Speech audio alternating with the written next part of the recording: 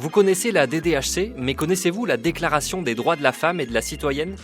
1791, une constitution est adoptée et le jour de son entrée en vigueur, Olympe de Gouges, une femme de lettres, veut interpeller la reine en plein chaos post-révolution française. Elle publie la DDFC, qui reprend la structure de la DDHC avec ses 17 articles. Elle y propose un nouveau contrat social plus égalitaire. On y lit notamment « La femme a le droit de monter sur l'échafaud, elle doit également avoir celui de monter à la tribune ».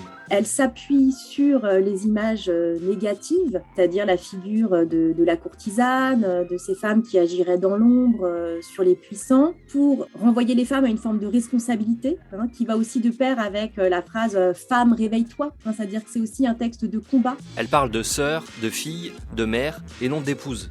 Olympe de Gouges ne se mariera d'ailleurs jamais. Elle refuse d'épouser son amant pour ne pas perdre son indépendance.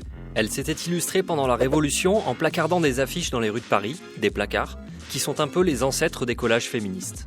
L'année suivant la publication de la DDFC, le divorce est autorisé, mais ses prises de position contre Robespierre lui vaudront la guillotine en 1793. Quant à sa déclaration, elle rencontre à l'époque un faible écho et ne sera redécouverte qu'à la fin du XXe siècle, jusqu'à intégrer le programme du bac de français.